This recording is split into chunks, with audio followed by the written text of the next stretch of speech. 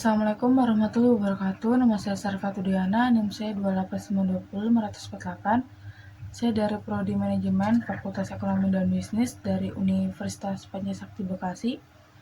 Di sini saya akan menjelaskan dari materi-mata perkuliahan saya, manajemen logistik, untuk memenuhi ujian tengah semester dari dosen pengampu saya, yaitu Bu Wina Sari Kusmaning Tias, SIP.SE.MM.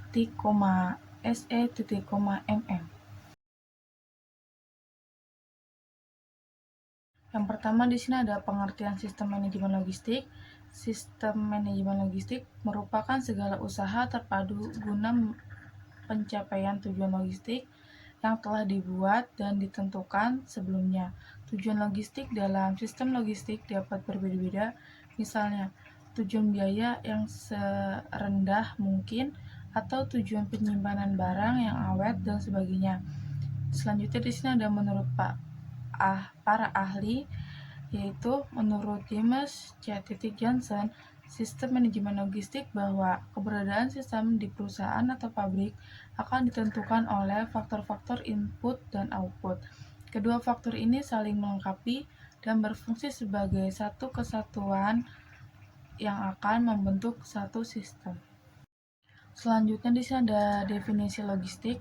Logistik dalam definisi lama adalah merupakan cabang ilmu militer yang berkaitan dengan pengadaan, pemeliharaan, pengangkutan material, personil, dan fasilitas yang diperlukan. Definisi ini terkait erat dengan kepentingan militer, namun jika dipandang dari tujuan bisnis memiliki arti yang berbeda. Selanjutnya, definisi ini menitik beratkan kepada dua hal. Yang ke satu, menitik beratkan kepada proses pergerakan fisik barang. Kedua, para ahli logistik yang terhimpun dalam organisasi tersebut memusatkan perhatian terhadap aliran barang dari dan ke perusahaan. Selanjutnya, pada tahun 1962, sebuah organisasi profesional para manajer logistik, pendidik, dan praktisi berhimpun dalam sebuah organisasi, yaitu The Council of Logistic Management atau yang disebut dengan CLM, mendefinisikan logistik secara lebih baik sebagai berikut. Logistik adalah proses perencanaan, penerapan, dan pengendalian yang efektif dan efisien dari aliran dan penyimpanan bahan baku, persediaan dalam proses, dan barang jadi yang berhubung dengan informasi dari titik asal ke titik konsumsi untuk memenuhi kebutuhan pelanggan. Itu menurut Ronald H. Hall 1992. Selanjutnya di sini ada faktor sistem logistik. Faktor-faktor yang harus diperhatikan dalam sistem terpadu organisasi perusahaan adalah: 1. Pengumpulan, yaitu kegiatan pengumpulan sejumlah barang dari sebagian barang yang ditunjuk guna penjualan akhir ke konsumen. Kedua, ada penyimpanan, kegiatan yang berkonsentrasi pada penyimpanan barang. Fungsi penyimpanan biasanya disebar di antara perusahaan di dalam kelompok. Ketiga, ada transfer, suatu mekanisme transformasi dari suatu atau beberapa macam barang yang harus diubah bentuknya secara fisik guna menunjang transaksi. Yang keempat, yaitu penyebaran, penempatan produk yang disesuaikan dengan jenis, klasifikasi pada tempat tertentu dan di waktu yang tepat. Kelima, ada pembiayaan, anggaran keuangan yang harus dikeluarkan oleh perusahaan guna melaksanakan kegiatan logistik. Biaya logistik diusahakan seefisien mungkin. Keenam, ada komunikasi, penyampaian ide, konsep, gagasan, informasi ke arah hasil yang diharapkan. Komunikasi terus berlangsung selama produk barang ditransfer, disesuaikan, dan disimpan dalam menghadapi perubahan transaksi di masa mendatang. Selanjutnya di sini ada logistik bisnis. Logistik bisnis merupakan bidang kajian manajemen terpadu yang relatif baru dibandingkan dengan bidang keuangan, pemasaran, dan produksi. Kegiatan logistik secara tidak sadar sudah terbiasa dilakukan orang selama ini. Bidang bisnis pun selalu melibatkan kegiatan pergerakan dan penyimpanan atau yang disebut dengan move and store activity. Selanjutnya di sini ada ruang lingkup logistik. Secara praktis, logistik adalah merupakan kegiatan fungsional yang berulang-ulang melalui saluran aliran material yang dikonversi menjadi produk dan dikirim hingga ke para pelanggan, seperti di segmen aliran material komoditas teh.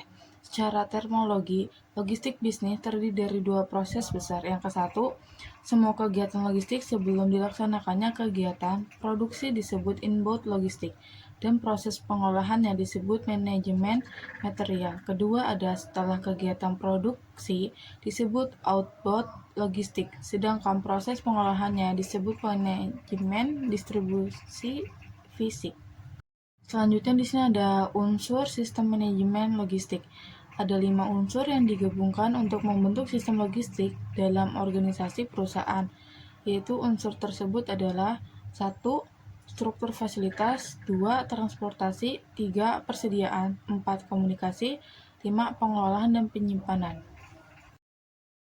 Selanjutnya di sini ada kinerja logistik perusahaan. Kinerja aktivitas logistik harus mampu menghasilkan laba optimum bagi perusahaan melalui pelayanan yang baik kepada para pelanggan untuk mewujudkan Browser pada tahun 1998 menetapkan komponen ukuran kinerjanya, yaitu The Nature of Logistic Performance was in endeavors to include capability, affordable, and quality.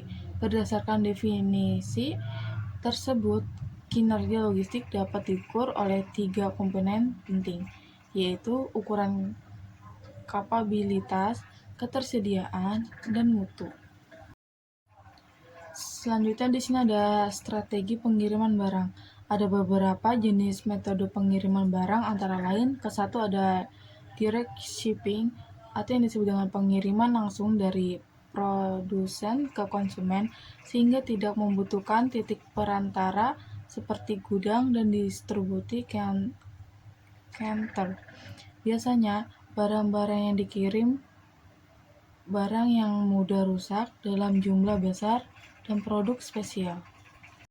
Yang kedua ada pengundangan atau warehousing atau pusat distribusi atau yang disebut dengan distribution center. Produk disimpan dulu di gudang atau pusat distribusi sebelum dikirim ke konsumen. Pusat distribusi bisa berupa tempat penyimpanan barang di area yang lebih luas seperti tingkat provinsi. Yang terakhir, ketiga, cross-docking atau yang disebut dengan proses pengiriman barang dari beberapa sumber penerimaan barang, kemudian dikelompokkan lagi menuju lokasi pengiriman tanpa memerlukan fasilitas penyimpanan sementara. Selanjutnya di sini ada informasi logistik. Dalam melaksanakan kegiatan logistik, tidak lepas dari tugas administrasi. Administrasi penting bagi kegiatan logistik pada khususnya dan bagi organisasi secara keseluruhan. Kegiatan administrasi yang mencatat semua data-data kuantitatif maupun kualitatif akan sangat membantu dalam pelaksanaan logistik. Kegiatan administratif yang mencatat semua data kualitatif maupun kuantitatif akan sangat membantu dalam pelaksanaan logistik. Data-data tersebut akan memberikan informasi kepada pengelola logistik sehingga mereka akan mengambil keputusan dengan baik dan benar. Selanjutnya di sini ada karakteristik moda transportasi. Transportasi memberikan keuntungan geografis dan sistem kegiatan logistik dengan cara menghubungkan fasilitas perusahaan dengan kegiatan pasar perusahaan. Biaya transportasi industri yang menghasilkan produk bernilai tinggi adalah rendah. Akan tetapi sebaliknya, biaya transportasi industri yang menghasilkan produk bernilai rendah seperti biji besi, bahan kimia, biayanya akan tinggi. Selanjutnya di sini ada prasarana transportasi. Dilihat dari masing-masing cara transportasi melakukan kegiatannya. 5 cara utama kegiatan transportasi dilakukan dengan ke-1 ada kereta api, kedua jalan raya, 3 jalan air, 4 saluran pipa, kelima ada penerbangan udara. Transportasi adalah salah satu fungsi yang memerlukan ongkos terbesar dalam logistik dan menempati porsi signifikan dalam menentukan harga jual produk, khusus untuk komoditas yang bernilai rendah seperti pasir, batu, Untuk bangunan dan batu bara, porsi ongkos transportasi terhadap nilai komoditas cukup signifikan. Tetapi ongkos transportasi untuk mengangkut komputer, mesin industri, komponen elektronik, bila dibanding dengan produk yang diangkutnya memiliki presentasi kecil.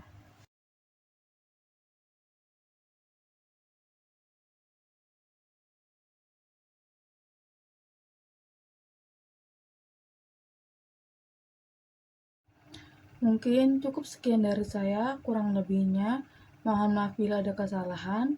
Wabillahi taufiq walhidayah. Wassalamualaikum warahmatullahi wabarakatuh.